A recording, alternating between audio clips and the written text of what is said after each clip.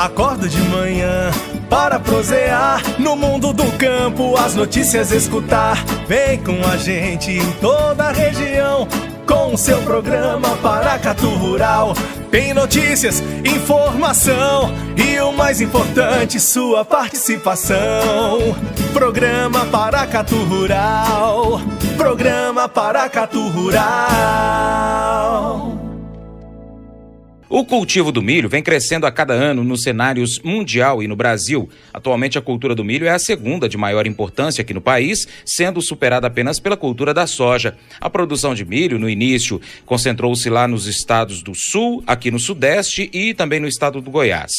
A produção de milho expandiu por todo o Brasil e foi a cultura que mais incorporou tecnologia nos últimos anos. Além disso, o melhoramento genético ajudou a desenvolver produtos adaptados aos diversos ambientes, ajudando a tornar a cultura uma alternativa economicamente viável. É uma importante fonte de renda aos agricultores, como fonte de insumos, matéria-prima para os criadores de aves, suínos, bovinos e outros animais, pois é um componente muito utilizado na fabricação de ração.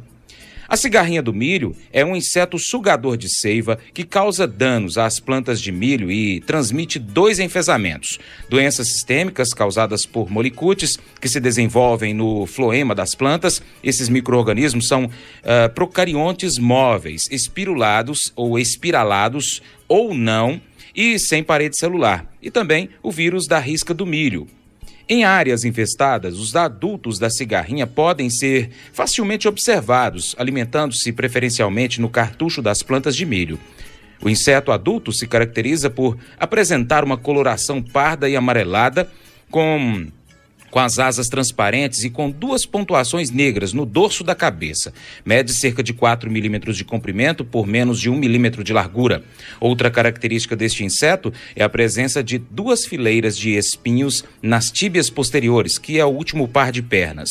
A pesquisadora da Embrapa, Elizabeth Sabato, que atua na área há mais de 20 anos, falou à repórter Juliana Freire, no Conexão Ciência, que o produtor deve ficar atento à doença e nunca iniciar uma lavoura nova ao lado de uma antiga que possua a doença. Além do transporte de sementes, que já oferece uma proteção inicial contra percevejos e cigarrinhas, a orientação é monitorar a lavoura constantemente para identificar o surgimento do inseto. A pesquisadora da Embrapa afirmou que uma das medidas de controle é realmente manter as plantas jovens e adultas mais afastadas, quando detectadas que as mais velhas possuem a doença. Ela também citou outras formas de prevenção. É uma das medidas, né? Uhum. É muito importante também que ele tente sincronizar, se é um produtor que produz grandes áreas, cultiva grandes áreas, ele não deve realizar uma semeadura escalonada.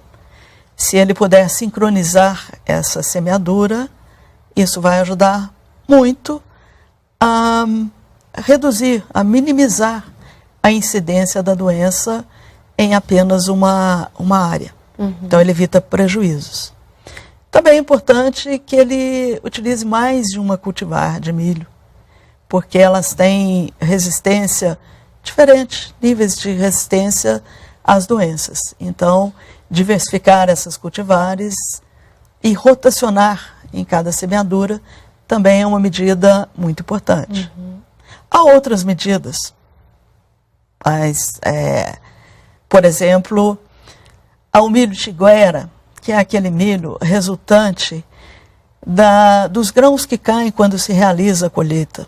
Então, nascem plantas voluntárias e chama-se a esse milho voluntário tiguera. Essa tiguera, ela serve de reservatório para a cigarrinha e para os molicutes. Então, a cigarrinha que sobrevive nessa tiguera pode adquirir ali os agentes causais da doença e levar para a nova lavoura que é implantada próxima a essa tiguera. Uhum. Eliminar essa tiguera, então, é também uma medida importante. Há outras medidas. Também realizar um tratamento das sementes com inseticidas pode não resolver totalmente o problema se o produtor está próximo a uma lavoura doente, porque continuamente há uma entrada de cigarrinhas infectantes. Mas, se não é essa a situação, e se todos os produtores tratarem as sementes com inseticidas, isso pode contribuir para reduzir a população dessa cigarrinha, desse inseto vetor, como nós chamamos. Então, existe um inseticida específico para o controle da cigarrinha? Existem vários inseticidas e que estão registrados no Ministério da Agricultura. Importante saber é que apenas usando o inseticida não se resolve o problema. Há hoje muitos produtores que fazem muitas pulverizações e não conseguem se livrar da cigarrinha. Acho que é importante fazer um paralelo com uma doença humana, por exemplo, a dengue. A dengue, o agente causal da dengue, o vírus, ele é transmitido pelo pernilongo. E nós não precisamos matar todos os pernilongos para evitar a dengue. Normalmente nós evitamos os focos da dengue. E o inseticida, sozinho, ele não controla a dengue, mas ele ajuda. Sim. Da mesma forma, no milho, o inseticida sozinho, ele não consegue controlar a cigarrinha para controlar a doença. Ele mata a cigarrinha, mas ele não consegue controlar. Por que ele não consegue? Porque quando a cigarrinha chega na nova lavoura, se ela é portadora dos molicutes, porque ela pode não ser, ao se alimentar naquelas plântulas, ela infecta a plântula muito rapidamente, num período de 1 hora, entre 1 hora e 24 horas. E uma vez que a planta está infectada, ela vai se tornar uma planta doente, ela vai produzir pouco. Então, aplicar inseticidas para matar a cigarrinha em fases posteriores, quando a planta já está doente, não resolve. Sim. Todas as medidas para controle dessas doenças são preventivas, são medidas de escape, como nós chamamos. Mas é o ponto essencial, muito importante, que os técnicos que lidam com a lavoura de milho, assim como os produtores, saibam identificar a doença, para correr dela, para escapar dela.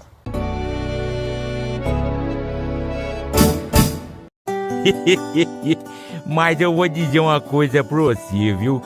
Se quiser colocar propaganda sua aqui nesse programa, eu vou dizer um negócio, você vai ter um resultado bom demais, senhor. Isso mesmo, é facinho, senhor. Você pode entrar em contato com os meninos ligando o telefone deles, é o 38, é o 991810123, bem fácil. É muito bom porque aí a sua empresa vai sair dentro de um programa que é ligado aí ao homem pra mulher do campo. É bom ou não é, só?